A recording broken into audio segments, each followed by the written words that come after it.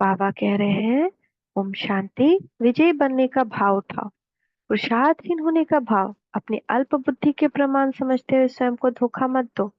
बाप के हर बोल में हर आत्मा के तीनों काल का कल्याण भरा हुआ है। तीनों काल का कल्याण कर रहे हैं, प्रेजेंट पास्ट फ्यूचर। हमारा पास्ट भी खत्म हो जाए, पाप भी खत्म हो जाए, हमारा प्रेजेंट भी बहुत सुंदर हो जाए, हमारा फ्यूचर भी। तभी तो विश्व कल्याणी गाय में कल्याण के बोल को स्वयं क्या कल्याण के अर्थ कार्य में नहीं लगाओ। आजकल मेजोरिटी इस प्रकार के नॉलेजफुल बहुत है। इस प्रकार के नॉलेजफुल समझने से अपने को बहुत समझदार कहलाते हैं, करते हैं उल्टे व्यर्थ कार्य, जिसका रॉयल रूप से विकर्म कहे, लेकिन अपने को समझदार सिद्ध करने का तरीका बहुत अच्छा आता है। व्यर्थ कर्म और रॉयल रूप के विकर्म जो दिखाई देते हैं, लेकिन होता है स्वयं को और दूसरे को नुकसान दिलाने वाला। भगवान के बच्चे बने तो इसका मतलब ये नहीं कि हम जज बन गए, है ना, और या दूसरे के जज बन गए, अपने वकील दूसरे को जज कर रही है, ऐसा ये ऐसा ये गलत कर्म है ना, और अपने लिए वकील बन गए कि मेरा तो ऐसा है, मेरा तो ऐसा ही संस्कार, मेरा तो यही है। कभी नहीं करना, जजमेंट बिल्कुल खत्म। कोई को जज नहीं करना है, सब इनोसेंट है। तो उसकी और खुद को लेकिन वकील नहीं बनना है, खुद को जज करना है कि मैं कितना अच्छा हूँ, कितना बाबा की श्रीमत पर चल रहा हूँ, कितनी शक्ति भरी है, कितना गुण भरा है। तो उसकी परख ही है। ऐसे कर्म करने से स्वयं भी अंदर से संतुष्ट नहीं होगा, ना खुशी का अनुभव, शक्ति का अनुभव नहीं होगा। खिच खिच खिच खिच मन करेगा, दुख लगेगा, रोना आएगा, संतुष्टता होगा, सोचेंगे कि कहाँ से हम असंतुष्ट है, सबसे शिकायत होगी। तो अपने को गुणों से, शक्तियों से, खजानों से खाली अनुभव करेगा, न गुण समझ में आएगा, न शक्ति, न शांति रहेगी। लेकिन बाहर के देह अहंकार के कारण, समझ के अहंकार के होने के कारण अपनी समझदारी को स्पष्ट करता रहेगा। हम बहुत अपनी समझदारी दिखाई, हम कितने समझदार है, उसको गलत बता दिया, वो कितना गलत कर रहा है ना, सबको उसको सिद्ध भी करवा रहे हैं कि देखो ये कितना गलत है। अरे तुम भी बताओ ये गलत है ना। तो उसका हर बोल अंदर से खाली, लेकिन बाहर से स्वयं को छिपाने का आरोप होगा। जैसे कहावत है ना, खाली वस्तु आवाज ज्यादा करती है। दिखावा बहुत होता है, लेकिन अंदर का धोखा, बाहर का दिखावा होता है। साथ साथ ऐसे कर्मों का परिणाम अनेक ब्राह्मण आत्माएं और दुनिया की अज्ञानी आत्माओं की डिससर्विस करने के निमित्त हो जाते हैं। हमारा कर्तव्य क्या है कि हम अगर किसी के बुराई देखें तो उसको उसकी दूसरी अच्छाई से उसको पहला तो हम ढक के अपने व्यर्थ संकल्प को खत्म करें। दूसरा, अगर वो नहीं कर सकते तो बाबा को दे दे।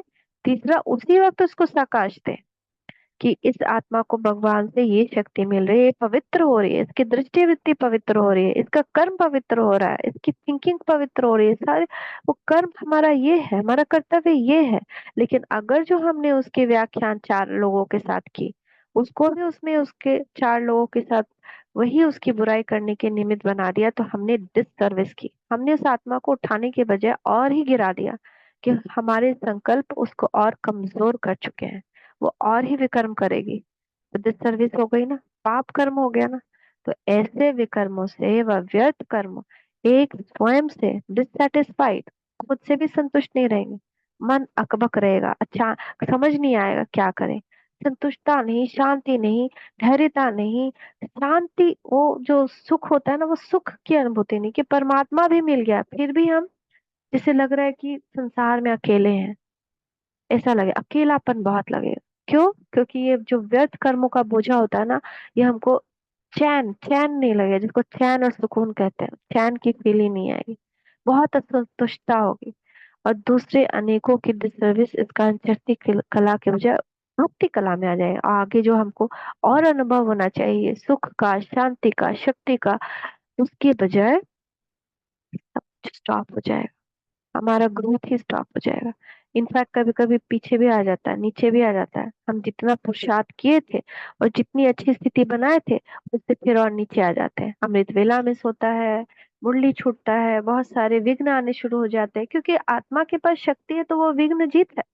आत्मा के पास शक्ति नहीं तो सारे विघ्न में भी आएंगे और वो उसमें हारेगी भी। तो अपने आप को चेक करो, चलते चलते खुशी कम क्यों हो जाती है?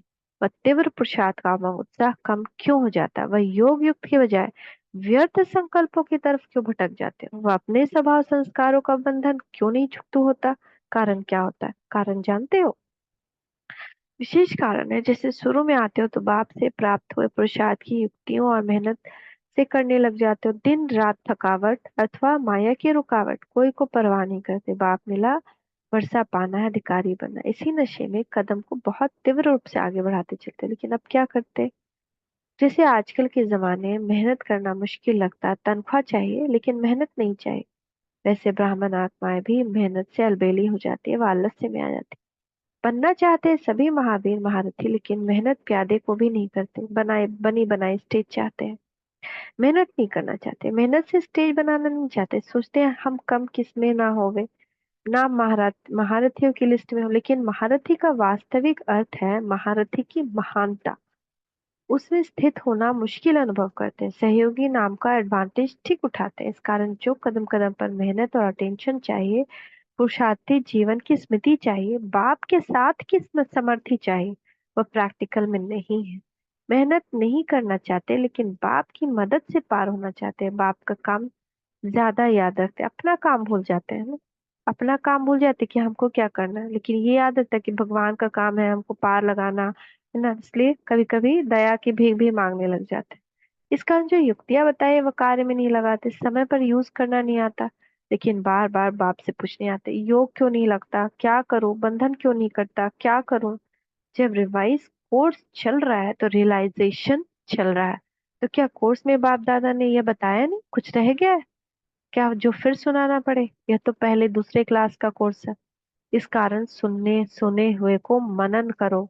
जो सुन रहे हैं उस पे मनन करना है, मन में उसके ऊपर विचार करना है। मनन न करने से शक्तिशाली ना बन कमजोर हो गए हो, बस सुना और चले गए। इस पे कोई चिंतन मनन नहीं। तो उस पे चिंतन मनन करना है, मैं क्या कर रहा हूँ, कि क्या कर्म है। पूरे हर एक घंटे पे अपना एक कर्म चेक करें, क्या अभी तक भी मेरे कर्म समर्थित थे, क्या मैंने दूसरों को ब्राह्मण जीवन का कर्तव्य निभाया, शक्ति दी, समर्थी दी, या डिससर्विस की। तो कमजोर होने के कारण बार बार रुकते हो, चढ़ती कला का अनुभव नहीं कर पाते, तो सदा याद रखो कि हम निमित्त बनी हुई आत्माओं की चढ़ती कला से ही सर्व का भला है। हम उठेंगे तभी वो उठ पाएंगे। हम नहीं उठे हैं, हम अभी तक नहीं बदल रहे हैं, तो दूसरे बदलना नामुमकिन है। हम पूर्वज आत्मा है, इस नशे में आना है, इस स्मृति में आना है, इसकी जिम्मेदारी समझनी है। पूर्वज आत्मा की क्या जिम्मेदारी है? तो बाप को और बाप के हर बोल को यथार्थ रूप से समझने वाले, अपने पर सदा मेहनत से स्वयं को महान बनाए, सर्व को महान बनाने वाले, हर कदम में चढ़ती कला का लक्ष्य और लक्षण अनुभव करने वाले, स्वयं सदा स्वयं को अनेक प्रकार की माया के रॉयल रूप से बचाने वाले, ऐसे माया जीत कल्प कल्प के विजयी रत्नों को बाप दादा का याद प्यार नमस्ते। हम बच्चों का भी मायापति को याद प्यार गुड मॉर्निंग, नमस्ते बाबा, नमस्ते, शुक्रिया बाबा, शुक्रिया। तो